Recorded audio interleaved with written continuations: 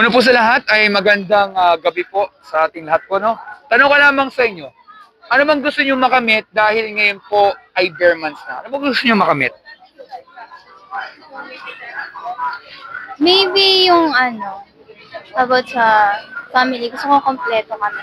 Yung walang kulang. Yun. Okay? Ikaw naman? Well, same as her lang din naman po. I want my family to be completed po by the December month. Kasi syempre, yung Christmas din po ay by love din naman po yun. And of course, I manifest love din naman po dito.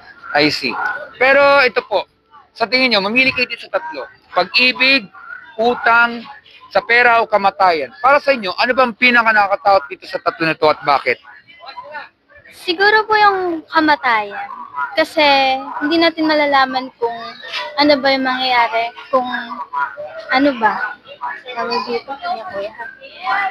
Kasi sa pagkamatayan, parang feeling ko, pag patay ka na, yung maiwan mo yung family mo na, ayun nga, tuloy sila mangungulila sa'yo.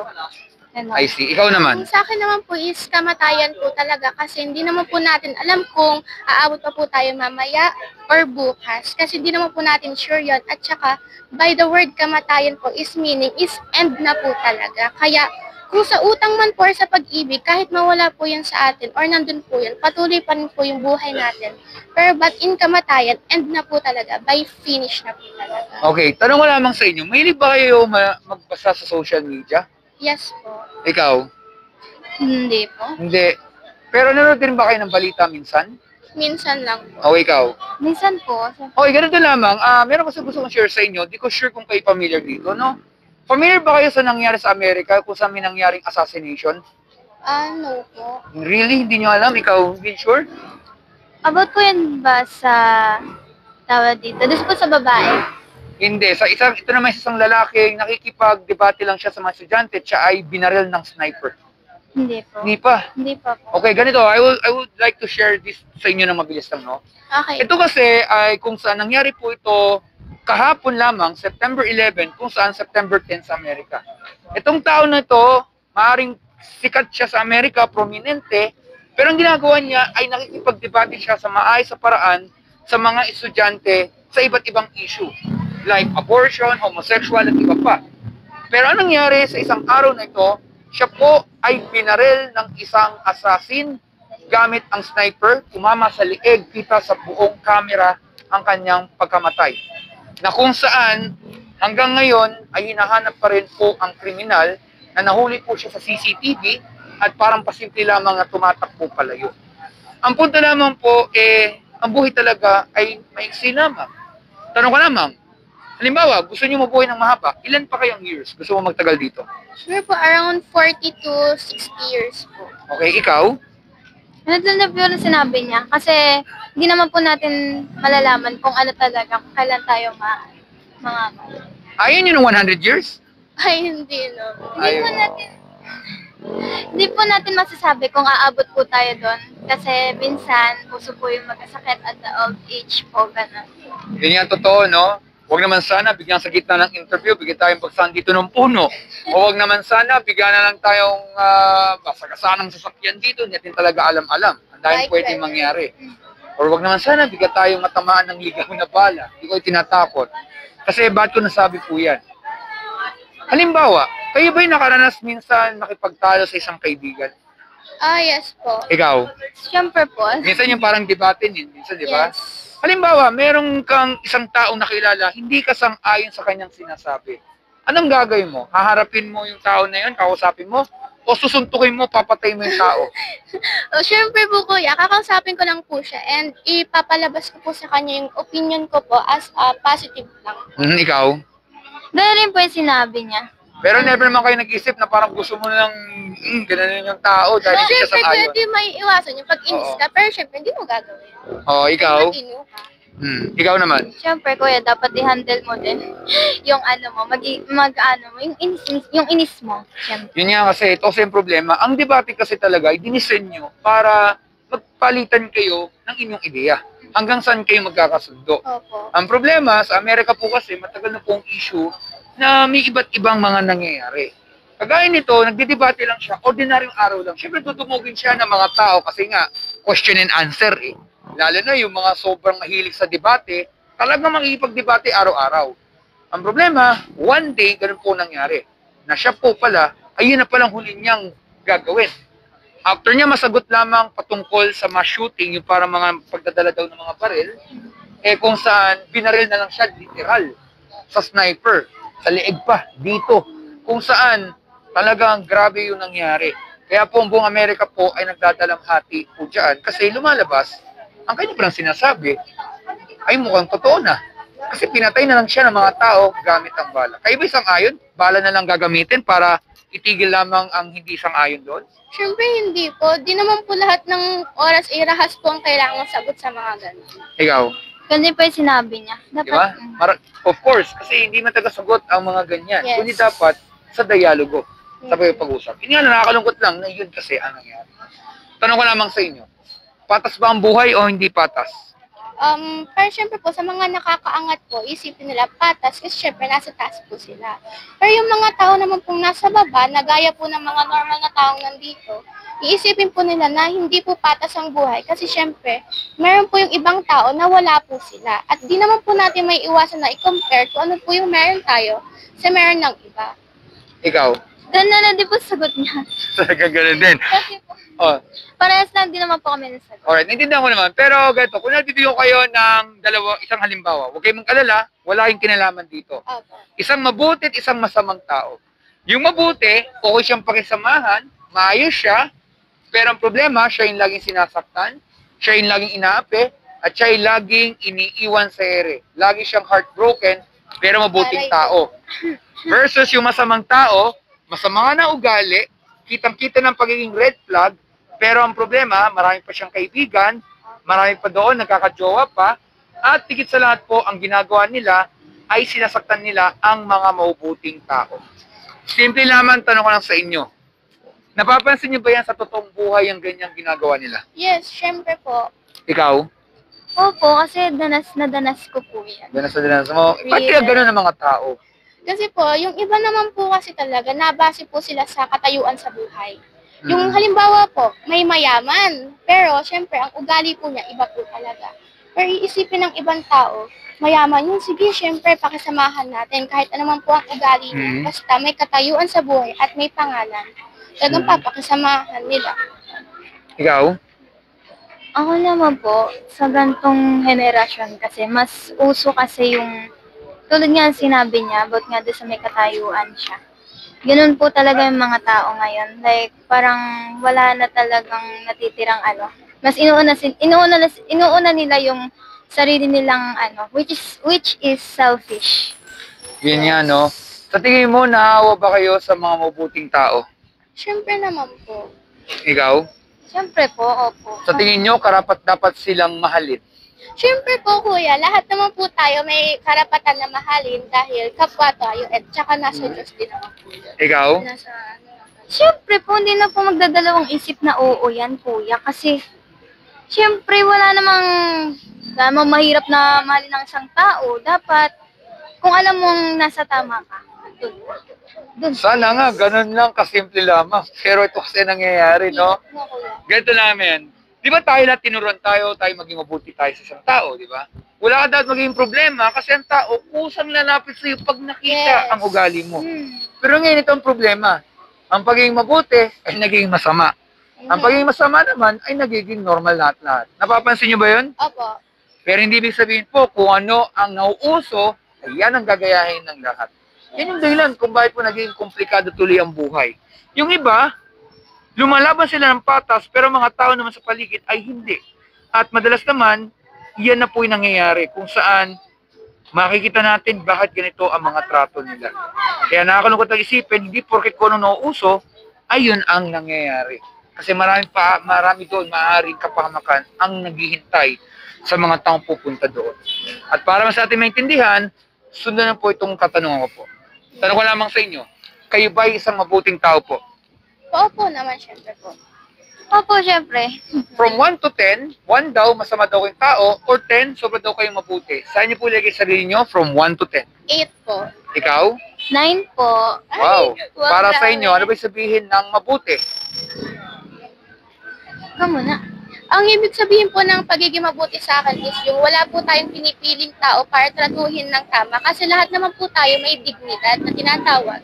Halimbawa, may nakita ka pong pulube, syempre, iisipin mo sa kanila, ay nakakadiri naman. Syempre yung iba naman, di din po isipin na gano'n. Kaya ang gagawin po nung iba, iisipin po nila, mababa po yung katayuan nila sa buhay, kaya wala po silang dignidad. Kahit yan man po ay kriminal or kahit nakagawa po sila ng kasalanan, syempre po, may dignidad pa rin po tayong lahat. Nawawala po yun pagka tayo ay nawala na sa mundo. Ikaw naman. Ang kabutihan po sa akin yung wala kang tinatapakan na kahit sino. Opo. Yung wala kang tinatapakan kahit sino. Basta, keep it go lang. Go lang. Go with the flow. Go with the flow. Mhm. Yes. May ba yung basa ng dictionary? Noon po, nung wala pa po masyadong social media. Ikaw? Hindi po eh. Hindi. Pero nagsasearch naman kayo kay Google pag hindi nyo alam sa salita. Yes po. Okay? So, bigyan ko kayo ng konting trivia o konting kalaman. Sabi sa dictionary po, para daw masabi na good o mabuti, ito po ay may kinalaman daw sa ugali ng isang tao. Dapat daw walang ginagawang masama, wala ka daw ginagawang krimen, at wala ka daw sinasaktan na tao kahit sakol. Ibig sabihin sa ugali ng isang tao.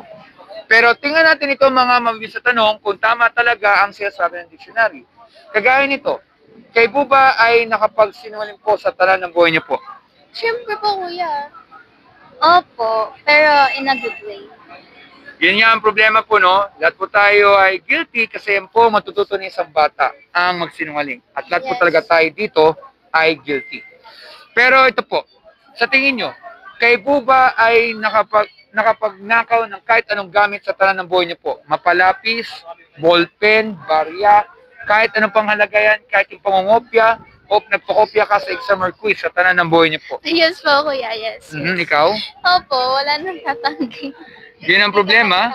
Lahat po tayo ay guilty kasi yan po matututo ng isang bata ang magsinungaling. At lahat taga tayo dyan ay guilty. Kaya imagine mo, pag nanakaw lamang, for example lamang, lumalabas, ubos po tayong lahat talaga. Kaya tayo dito ay guilty. Pero ito po, kayo ba ay nakaranas na magalit sa isang tao? Ano po? Kayo ba ay nakaranas na magalit sa isang tao? Opo. Opo, siyempre. Nawawala ba ang stress niyo pag nagagalit o lalong tumitindi po? Lalo pong tumitindi. Mas lalo po ako na high blood. Siyempre, halimbawa, kunwari, kaya sinasaktan ko na rin isang tao.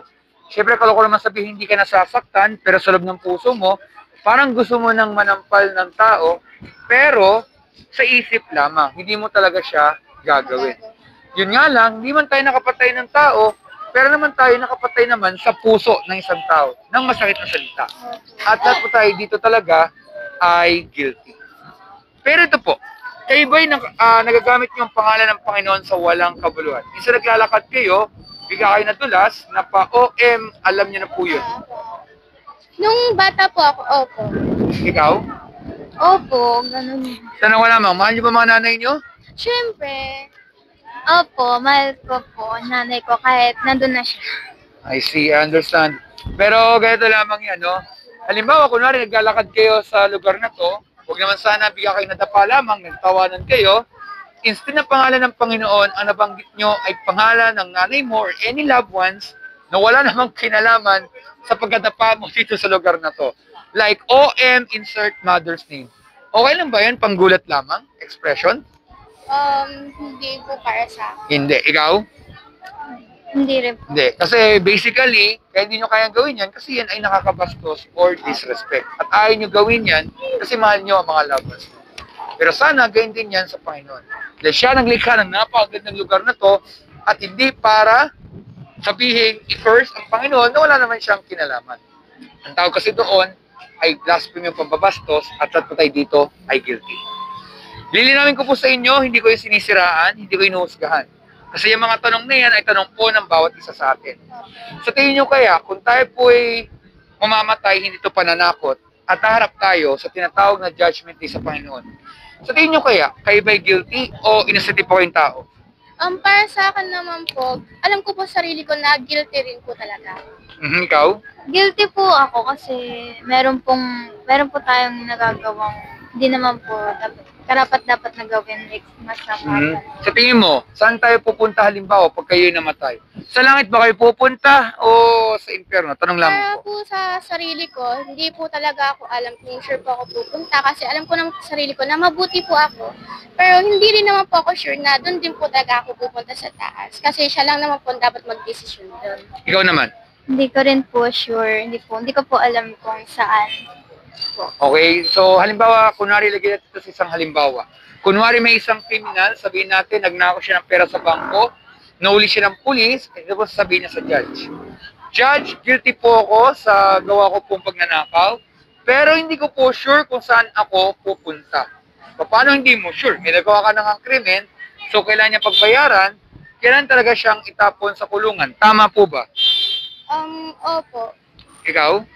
Opo, kasi mali po yung ginawa niya. Dapat po lahat yung mga maling ginagawa, dapat din may Pinananagutan. may Siyempre, pananagutan. kasi ibig sabihin po niyan, wala pong excuse kasi may korte at may hustisya. Ngayon, yung sinasabi ko po ay parang ganyan din ang sinasabi ng Bible. Nasabi sa Biblia, ang mga tao nagsinungaling, nagnakaw, nagtirim ng galit, at iba po mga nagawang kasalanan, magaano mabigat, ay walang makarating sa langit. Hindi makikita ang kriya ng Diyos kung hindi itatapon po sa nagabagang apoy o impyerno. Simple naman tanong ko lang sa inyo.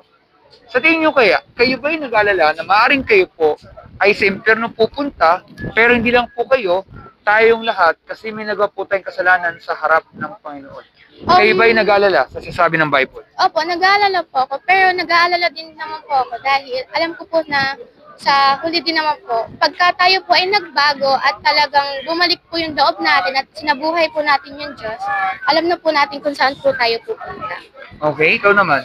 Dahil Nag-alala ka po rin? sa sinabi niya, nag-aalala rin po ako. Mhm. Pero ganito lamang yan. Maaaring naglalakad lang kayo at parang bigla ko lang kayong pinaral dito. Pero don't get me wrong po, wala po masamang intention. Ako'y nagmamalasakit lang yan. Whether umaga, tanghali, or gabi pa yan. Ganito lamang kasi yan. Mahal niyo ba sarili niyo? Opo. Mahal na mahal ko po yung sarili. 100% sure? 100% sure, kuya. 99.9%. O ba't nabawasan ng isa? Naiwan yung 1%. Naiwan. Kunwari may nagawa kayong krimen, sa tingin niyo po ba, mahal niyo po ba sarili niyo? Opo, pa rin. Ikaw? Still po. Dapat lang. Perfect pa tayong tao. Hindi. Diba? Yun kasi ang problema, guys, no? Kasi may mga tao po, feeling nila, pag may nagawa po silang krimen, anong gagawin nila? Wala na daw silang kwenta. Feeling nila, hopeless na. Opo. Feeling nila, magpapakamatay na lang daw sila. Kasi pag po kasi tayo may nagawang mali, totoo, nakakapanghina kasi may mali tayo nagawa. Totoo yun. Pero hindi pa rin ang solusyon para sabihin wala tayong silbi dito sa mundo na to. Kasi totoo talaga, kaya natin talaga matuto kahit sa mga masasakit na nangyayari para tayo ay maging matalino na hindi tayo mapahamak sa ating mga tahak sa buhay. Yun nga lang, sabi kasi sa Bible, pag po tayo mamamatay, lahat po talaga tayo ay mamamatay sa harap ng Panginoon. Titingnan niya ang lahat ng ating mga ginagawa, mabuti man o masama, during Judgment Day. Ang masakit naman po dito, hindi na yung mabubuting titingan lang niya, pati ang masasama. Kaya ang totoo po talaga, impyerno ang naghihintay sa atin.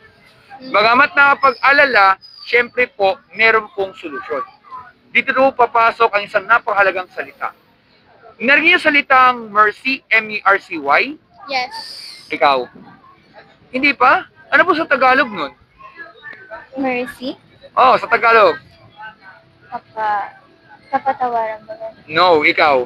Ano po, parang anong tawag doon? Mercy. Hindi, alam ko yun eh. Nagsisimula sa letter A. Hindi. At nagtatapos sa letter A. Ano? A at A. Kapatawaran? Di ba mercy? Mercy. Sirit na. Opo. Sirit na kuya. Iba yung Sige. alam kong verse. When you say po mercy, yan ay awa. Sabi na eh, sabi na eh. So, okay? Kayo ba'y nahingin ng awa sa araw-araw? Yes po. Ikaw? Opo, ganun. When you say po mercy o awa, yan po'y paghingi ng tulong sa Panginoon. Yung inamin natin tayo po'y makasalanan, inamin natin tayo po'y mahina, at tayo po'y humingi ng tulong sa Kanya. Nagpapakumbaba po tayo lahat-lahat. At kaya tayo dito sa mundo na to, ay para makilala natin ang Panginoon at siya malugod natin habang buhay. Dahil kung saan, Kaya po tayo ay nandito ay para po makita natin itong katotohanan na ito. Ito po yung mangyayari lahat-lahat. Ito yung tanong. Ano ba ang ginawa ng Panginoon sa ating lahat upang hindi tayo tapos sa impyerno at tayo ay makalis po sa Judgment Day? Ano ba ang ginawa ng Panginoon sa ating lahat-lahat? Ang alam ko po kasi is nagpapako po siya sa cross para po malinis po lahat ng atin nun. Namatay po siya para po sa ating mga kasalanan. Naniniwala ka po doon?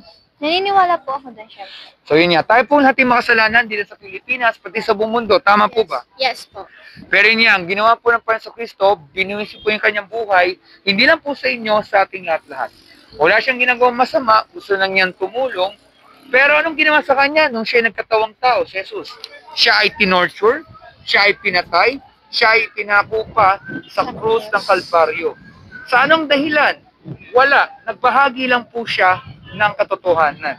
Kung saan lumalabas pala ang mga tao ayaw nila ng katotohanan. Yes. Kaya po tuloy pinatay si Jesus. At imagine nyo, parang kanina lamang, di ba napansin ko yung patungkol sa mabuting masama? Di ba? Kung saan makikita po natin na si Jesus, pinatay siya dahil lamang sa ganun ang ginawa niya. Pero wala siyang ginawang kasalanan. Kahit nga ang korte or justice that time, hindi siya nahatulang guilty. Alam niyo kung ba't siya nahatulang guilty? Bakit po? Korupsyon, pera, parang ganun, kagad. Tinukso nila yung judge ng mga tao na ipako po siya kaysa palayain. Yan yung dahilan kung sa panahon ngayon may korupsyon, alam na natin yan, sa balita, flood control project, lahat ng mga nangyayari, mga pera, yan yung dahilan kung bakit napapuluktot ang katotohanan. Ang punto lamang po ay ganito lamang. Bagamat si Jesus ay tao, siya rin ay Diyos kasi alam niya ang pagbabahagi ng katotohanan, ikapalit ang kanyang buhay. Yan yung dahilan kung bakit siya ay nabuhay sa pangatlong araw after siyang ipako sa krus, kung saan natalo na po ang kasalanan, natalo na po ang kasamaan, at meron pong buhay na walang hanggan. Sa madaling salita po, ang kaligtasan ay wala sa ating mabubuting gawa, kung hindi nasa biyaya o regalo ng Diyos. Ibig sabihin ng kanyang dugo at ang kanyang katawan ang naging kapalit nito upang hindi mapahamak ang tao. Kung saan ang kaligtasan ay nasa biyaya ng Panginoon. At may dalawang bagay po para makamit yan. Una, narinig salitang repentance. Yes po. Ikaw, ano sa Tagalog ng repentance? Yung para pong nagbabalik ka po sa loob ng Diyos. Para pong binibigay mo po sa Kanya yung buhay mo na ulit. Pwede, pero meron pa mas maayos na meaning dyan. Any idea? Nakalimutan ko po. Hindi sure, okay ganito. When you say po repentance, yan po ay pagsisisi sa kasalanan. Okay, ganito lamang yan. Pag ba kayo nagkalagnat, makapunta kaya kayo dito sa lugar na to? Diba? Hindi nyo po ma-appreciate yan. So pag po tayo nagkasakit, gusto mo laging gumaling. Yes. Pag po tayo may nagawang kasalanan, talikuran, pagsisihan, at babaguhin ating kaisipan. Parang halimbawa lamang, kunwari, ikaw ay nangopya. Example lamang, nangopya ka. O nagpakopya ka. Ang gagawin mo, mag-aaral ka na mabuti kung ikaw yung nangongopya. Kung ikaw naman nagpakopya, iiwasan mo talaga na hindi mo gawin yon. Sabihin, mag-aaral ka talaga ng mabuti kahit alam mong nakakaboring mag-aral. Ganun po yun. Babaguhin mo ang pagkakamali. Change your mind. At ang pangalawa po ay ang pananampalataya or faith kay Jesus Christ as Lord and Savior. Repentance and faith. Pag nagawa ating dalawang bagay na yan, ay tsak, pwede patawarin ng Panginoon, bibigyan tayo ng bagong puso at isipan, at higit sa lahat po, anuman ang pagsubok na pinagdadaan natin, meron pong pag-asa. Hindi sa mundo na to, kundi sa Kanya lamang, at dahil doon, meron pong buhay na walang hanggan. So, bago po umalis, meron lang ako mabisatanong lamang. Sa tingin nyo kaya, nagsasabi kaya ako ng totoo sa ating napag-usapan po? Opo. Opo, kuya. Sincere po kayo. Pag-iisipan nyo po ba ang ating napag-usapan po? Opo. Opo, mahalaga po kasi. Meron ba yung Bible sa inyo mga bahay? Yes po. Meron po. Nagbabasa ba kayo araw-araw? Opo. Tuwing gabi. Tuwing gabi? Hindi po. Hindi. Minsan lang. Minsan lamang. Ganito lang. Pag kayo nagugutom, anong gagawin nyo? Kakain. Magpe-pray po muna bago kumain. Yes. Well, tama. Pero sabihin, kakain ka, araw-araw. Kasi hindi, magkakasakit po tayo. Yes. So sana ganyan din po sa Bible. Sana mabasa natin ang kanyang salita araw-araw. May sa buhay po natin. At ito po yung pinakamahirap. Kung nakikita yung interview na to, ay ganito, ibabahagi mo ang katotohanan ng salita ng Panginoon. Kung nakikita yung interview, ito na po yun, yung pagbabahagi na. Ito yung pinaka nakakatakot, pero ito ang magiging daan upang mga tao sana makilala nila ang Panginoon. Yan yung dahilan kung ba't tayo dito sa mundo na to. Para makilala natin ang Panginoon, siyang malugod natin habang buhay. Kaya nga to summarize bilang pagtatapos, ang bad news po, lahat po tayo guilty, lahat po tayo makasalanan, lahat po tayo ay sa hell mapupunta. Hustisya ng Panginoon sa ating lahat. Pero mabuting balita, maraming maliligtas. Hindi nga lang po lahat. Siyempre maganda po kung tayo maliligtas, kung talaga tayo ay nagsisipo sa kasalanan at nanampalataya sa Panginoong Hesukristo lamang bilang Panginoong tagapagligtas. At pag nangyaring dalawang bagay na yan, repentance and faith, ay pwede tayo patawarin ng Panginoon, bibigyan tayong bagong puso at isipan, at higit sa lahat po, anuman ang pagsubok na pinagdaan natin, meron pong pag-asa. Hindi sa mundo na to, kundi sa Kanya lamang, at dahil doon, meron pong buhay na walang hanggan. So, lastly na po ito, yun nga, di ba? Kung meron po kayong time, pwede nyo pong i-search sa Facebook ang pangalan nitong tao na to na si Charlie Kirk. Charlie, kilala nyo ba yun? Familiar ba? Hindi. Hindi, no? Pero may iba kilala po nila yan. So, pag-search nyo po yun kay Facebook or sa internet, makikita nyo kung bakit pinatay siya dahil lamang sa pagbabahagi lang ng katotohanan. Nagmamalasakit lang. Pero may mga tao ayaw ng katotohanan. Masakit daw po kasi. Kasi, ang totoo kasi, yun yung totoo na kapag ay hindi mo kayang kasunduan yung isang tao, dinadaanan kagad sa dahas. Which is unfair. Kasi walang kalaban-laban yung tao at hindi naman solusyon ang kayusan. Ika nga, may magtatanong dito, sa tingin mo, pagpatay ng tao, magiging solusyon sa lahat-lahat. Hindi. Lalong gugulo yan. Lalong may maglalakas ng loob, magbahagi ng katotohanan. Ang akin lamang po ay ganito, bilang pagkatapos, huwag po sana tayo matakot kung pagbahagi ng katotohanan ay patungkol sa Panginoon. Dahil kailangan natin pong Panginoon sa buhay natin. Ako, ikaw, tayong lahat.